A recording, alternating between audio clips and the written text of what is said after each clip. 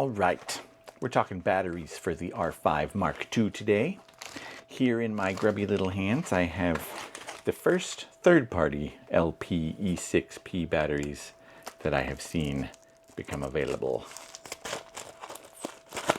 And these are by Kastar, which is a brand I've used before to pretty good results. So this is what we're looking at, the Kastar LP-E6P.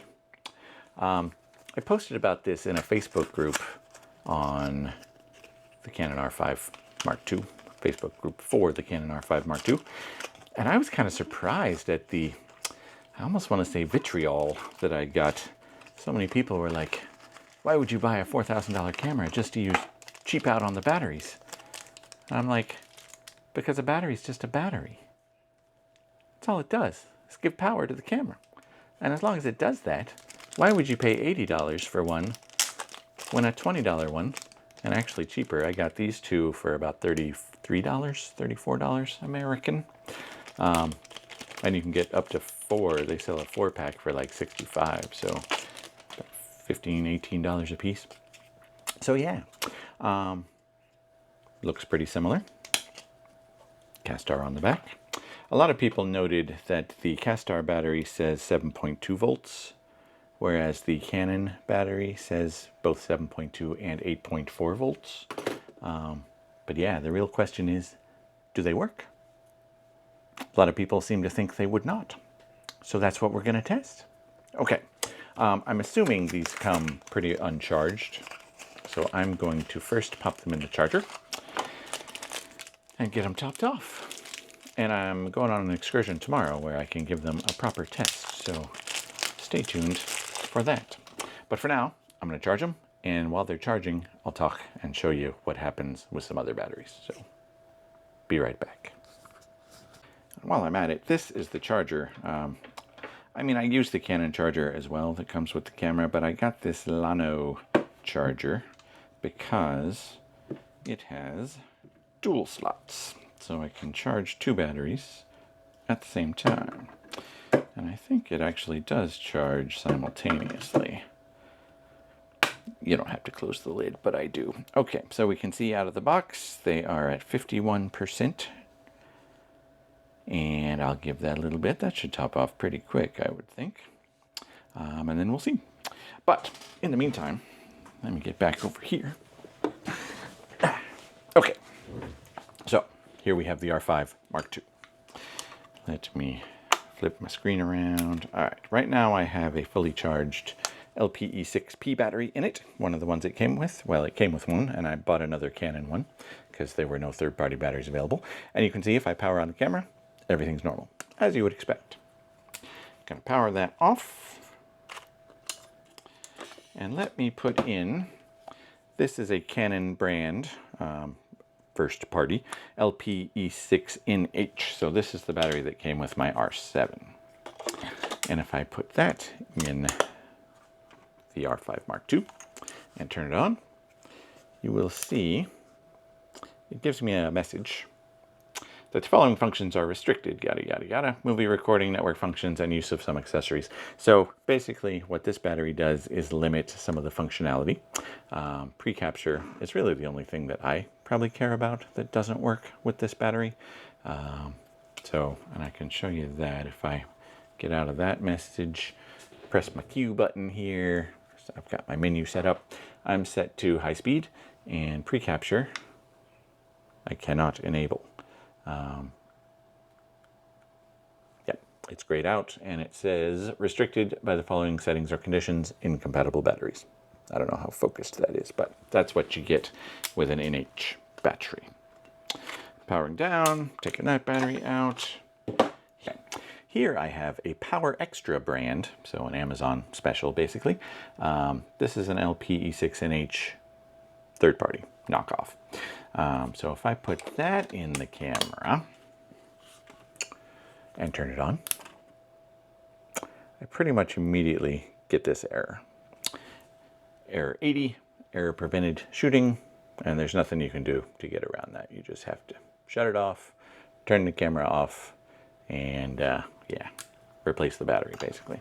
So that seems to be what a lot of people expect that I will get with these third-party LP-E6P batteries. I don't think so, but we're going to find out together. Let me let them charge up a little more, and I'll be back. Okay, I didn't want to wait that long. Took one of the Kastars out of the charger. This got up to about 56%. That's good enough for a test. Got the R5 Mark II. Battery goes in. And the moment of truth. Turn it. There we are. Looks normal. No error messages. No notifications. If I hit the Q button, pre-capture is available. Can enable and disable. It's already enabled, as a matter of fact. So, in terms of functionality, I think we're good to go with the Kastars. Longevity is the next question. So, I'll take it out tomorrow. My experience, even with these pretty cheap NH batteries, has been better than the OEM batteries in terms of per charge performance. I tend to grab those first because they actually last longer than the OEM battery. I think they're rated for a little bit higher milliamp hours.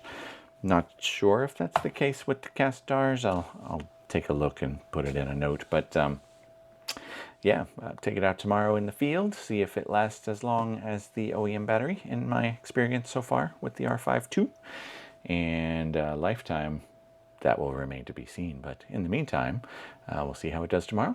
I'll report back.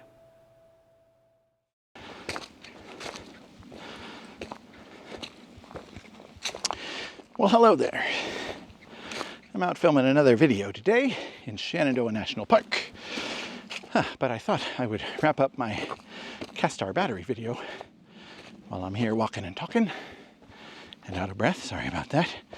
Too out of shape.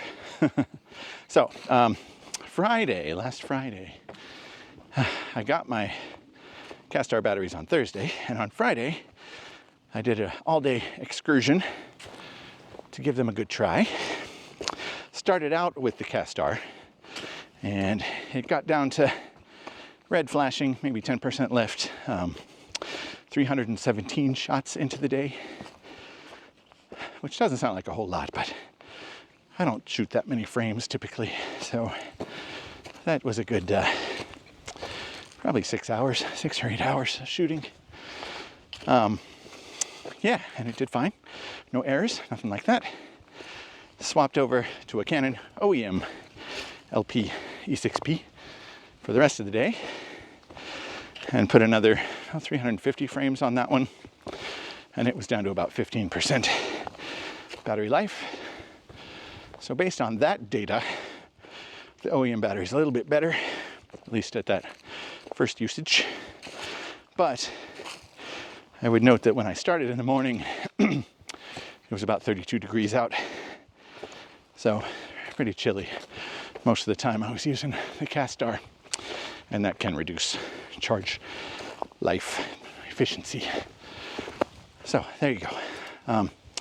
Out today again, got the Kastar in the camera. Again, so far so good. Yeah, no issues.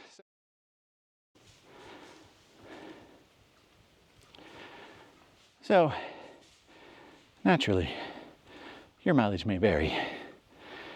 And I'm sure there's a risk involved. A lot of the feedback that I got was, why do you want to risk your $4,500 camera on a $20 battery, or to save $60 on a battery? And I suppose there's always that one in whatever chance that one of these batteries could swell or leak or explode or catch on fire in the camera. I don't think that's very likely, but I'm sure if that did happen, Canon would say, hey, look, you used a third-party battery, you're on your own. Whereas if it was a Canon battery, they would probably honor the warranty or at least take responsibility for it. So, you know, chance you take. But I can tell you in 20 years, about 20 years of using Canon DSLRs and now mirrorless cameras and third-party batteries, I've never had any issues like that, nothing close to that. And in fact, the third-party batteries for me have been as good, if not better, than the OEM batteries in terms of per charge and lifespan. So take all that with whatever sized grain of salt you like. But if you're like me and you think a battery is just a battery and you don't want to pay $80 when you can get one for 20, the Kastar is a perfectly good option, as far as I can tell, in the last 3 days. I'm sure other manufacturers will come out with theirs pretty soon. The Kastar was just the first one that I saw, so I jumped on it.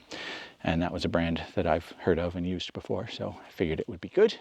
But yeah, there you go. Battery's a battery, as far as I can tell. One thing I did notice, let me throw this in. The R5 II has the ability to register the battery in the menu. Not really sure what that does or what that means. But I did notice that the two Kastars that I got show up as the same battery registration ID. So I guess whatever recognition chip they're using isn't unique to each battery. But the camera doesn't seem to care. So there you have it. Any questions? Feel free to let me know. Until next time, be good to yourself. Take care of each other. Don't forget to be awesome. Get out and wander. Later.